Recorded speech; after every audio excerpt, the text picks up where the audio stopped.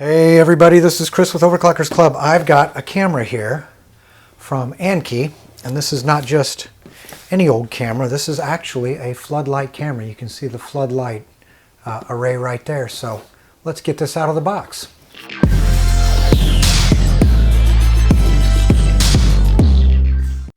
And before we open the box, let's look at some of the features here. As you can see, if I can angle that so the glare, there we go. So we've got full HD 1080p, AI algorithm, motion detection, two-way audio, 127 degree ultra wide field of view, 180 degree angle, wide angle PIR sensor, 100 decibel alarm, ultra bright LEDs and cloud storage. So all this stuff here is pretty standard when it comes to cameras these days. Okay, talks about the app.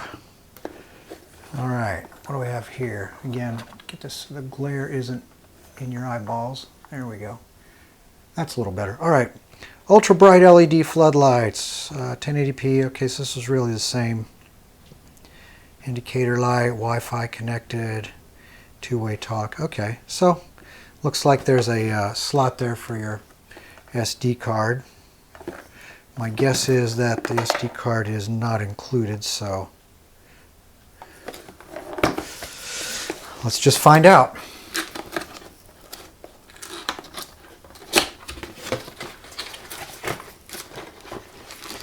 All right, and I think this comes in two colors because it's shown in black here, but this one is white.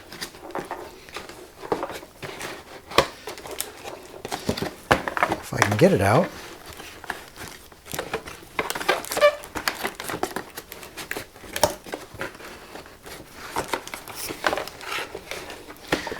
Boy,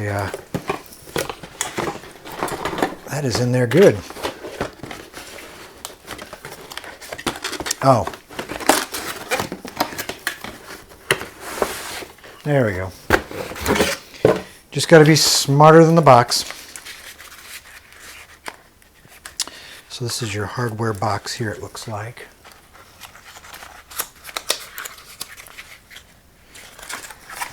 Oh, it actually has comes with a couple screwdrivers. That's nice. Some wire nuts, some mounting hardware. Alrighty. And the camera itself. Okay, so this is a departure from the usual cameras that have just a USB plug in there. This actually has you wire this into your home power supply. I guess that makes sense because you're running some high intensity LEDs, so you need to mount this somewhere where you've got 120 volt power. So there's the mounting bracket there for the base. For some reason I was thinking this is just like a regular camera where you have a little adapter that you plug into the wall, but really that wouldn't make sense. So there we go. Yep, 110 volt AC. All right. So I'm going to go ahead and just set this up to do some testing outside. I don't know where I'm going to permanently mount it yet, so what I will do for my testing, I got an old power cable from an old computer here. I cut the end off. I was actually testing a light bulb, so I'll go ahead and unwire this and then wire the end of this into the unit here so I can sort of mount it wherever I want. But if you're not comfortable doing any sort of electrical wiring, then you need to consult with a licensed electrician. So that's sort of my little buyer beware there. Make sure you are comfortable with that before you take on a project like that, working with home electricity. All right, so I got my hot wire, my neutral wire, and my ground all connected there. So I'll just go ahead and tape this up, and then I'm ready to plug it in and we can start messing around with it and get it connected to the Wi-Fi and start doing some testing. And taking a quick glance at the instructions here, the booklet walks you through all the steps. Here's a little checklist. Make sure you have everything before you get started. Here's the wiring diagram. You always want to use a junction box, which you have to supply. And again, like I said, if you're not comfortable with any of that, you need to get with a licensed electrician. This shows you the setup, the ideal angle, and mounting height, about 9 feet off the ground. Talks about shutting off your power, so this walks you through the installation and the wiring process, which it is really very simple. And then you adjust the camera. So the way this is set up here, there's a thumb screw here. You loosen that and that allows the camera to be adjusted. So this will be on top, so we can sort of adjust that roughly, tighten that down, and then the camera, there's a plastic ball and socket here, so it is sort of infinitely adjustable. So you just sort of twist this around to the right angle, which I'll have to do that after I get it installed, and then that will adjust, and then your light up here will also adjust. And you also have, there's a nut here. I don't know if I can loosen that or not, but you can get a little bit of, I think you can get a little bit of side-to-side adjustment, maybe not. Every camera I've ever touched, the setup is almost exactly the same. Inside the manual here it talks about the phone app that you need to install on your phone. After you install that, there's a QR code on top there that you scan in, put in your Wi-Fi password, and you're pretty much up and running. They really simplified that over the years compared to what it used to be. Now I don't have the app on my phone yet. I'll do that here in a moment, but I'm just going to plug it in. Oh, that is bright. In fact, that is, I believe, 2150 lumens. I can actually feel the heat off of that a little bit of warmth. So before I get the phone app on there though, it starts looking. Of course it shuts off after a moment.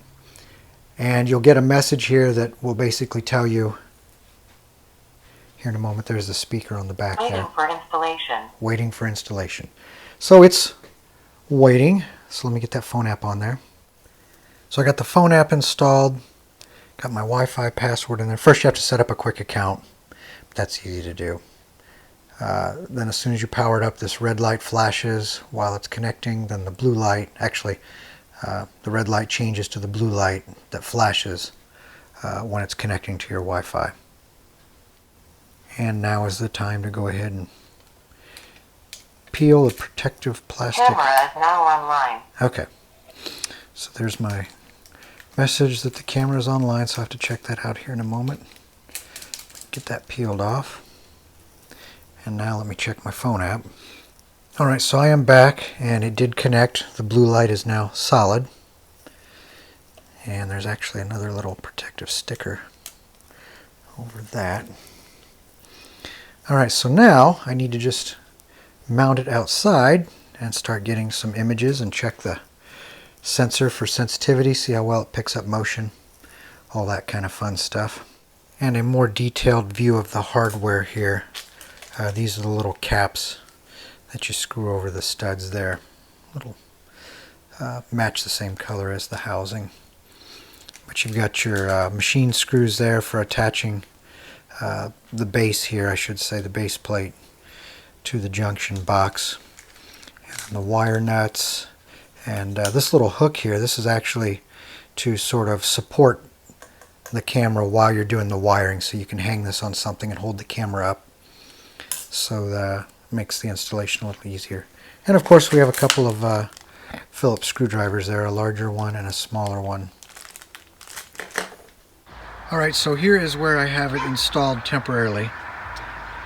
You wouldn't normally just mount it to the side of the building there like that, but again, just for testing, that's what I'm doing. And on the back, I forgot to put in the little SD card back here, and you can see there's the slot for the SD card and there's the little Wi-Fi button. And as you put it back together, there's this little rubber seal that goes over the top. I already put the SD card in there. And then this little cover right here goes on. Okay, it's best if you put the little rubber piece in there first on the cover, and then put the cover on there. and then you tighten those screws. Normally you would put that card in before you installed it, but I didn't remember until after I already had it installed. There we go. Alright, so I have the app installed on my Android phone, and you can set the alarm off here. You can see how bright that is, and it's pretty loud. And I can turn it off, and I can also, here on the app, so there's the alarm, and then there's the regular light. So I can manually turn the light on and off anytime I want, which is really nice. Alright, so if we take a look at the phone app, now this is an Android phone. First thing I'll look at here is the settings. And there's a light setting, so you can basically set how long the floodlight stays on after it comes on. So set it to 5 minutes there, or however long you want. There's a light sensitivity setting. Now this is sort of where you customize the degree of sensitivity. So you can see we have zones here that we can sort of control.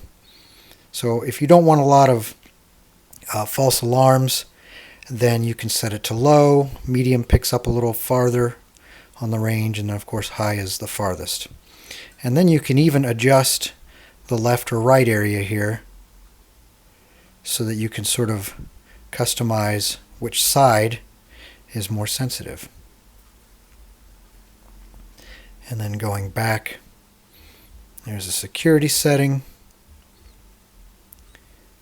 So we can adjust all motion or people only. That's part of the artificial intelligence. You have motion zones where you can sort of set up areas of sensitivity. If you want it to ignore certain places here, you can block them out. So anything that happens in those areas, if you've got something that's always moving in those particular zones and you don't want them to set the camera off all the time, then you can sort of mask those areas off. I'll go ahead and turn them back on here. Yeah, so there you can cancel or save that selection. So we'll go ahead and cancel that. Motion schedule, you can set different times when it's basically active to pick up motion events. And then let's see, device initialization, we don't want to do that. Here's the time settings, so you can pick your time zone. And that's pretty much it. And then if you want to actually view the live view, so there's the live view right now. So there's smooth, it's a little hard to see there, but there's high resolution, and then there's sort of like a lower resolution, so you can use less bandwidth. I can turn the alarm on here, and then I can just turn the light on itself and leave it on. Take a snapshot, you can record the video, of course there's the sound. It's a little windy out, so we're getting a little interference. So now what I'll do is look at the history. And then you can look at the cloud service if you subscribe, or you can look at the SD card. And the SD card has the history of all the motion events, assuming you put an SD card in the camera. So you can go back and look at all these different, just pick one for example. So there's something from earlier. There I am, moving the ladder. So what I'll do now is show some example video clips.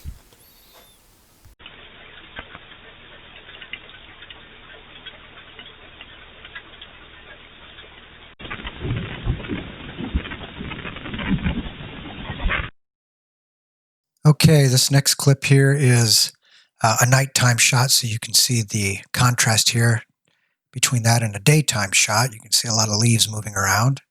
And then another shot closer to noon. You can definitely see the shadows across the ground. And then finally this one, there's a raccoon at the upper right that set off the motion alarm. And then the clip after this is the neighbor's fireworks going off.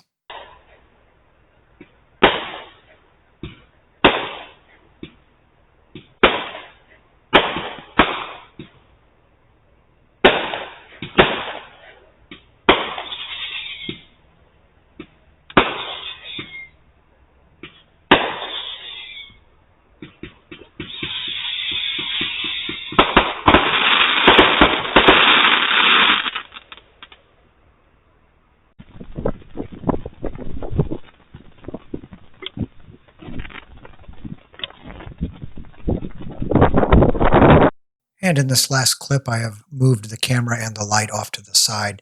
Here you can see a raccoon has tripped the motion sensor and he's looking for some food. That floodlight really, really lights the area up. So here with the light off, it's fairly dark. Now my neighbor's lights are on, so it does light up the yard a little bit. But when the light comes on, it really does light up my entire backyard.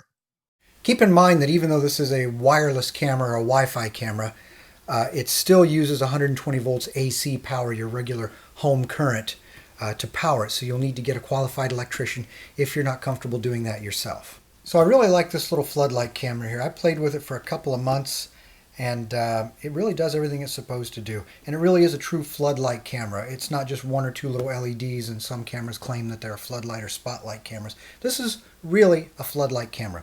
And you can control the floodlight from your phone app. The alarm is annoyingly loud, which is what you want. You want an alarm that's really annoying to scare people off. You've got the two-way audio. You've got SD card storage plus cloud storage if you want to pay for a subscription. For that, you get the convenience of the cloud storage, of course. But overall, really nice little camera. I like it. Again, also available in white or black. On Amazon, if you look, the black one's a little more expensive. The white one seems to be a little less. But pricing always varies on Amazon. So anyway, I would give this the Overclockers Club Gold Award. This is Chris with Overclockers Club. Thanks for watching, and don't forget to subscribe.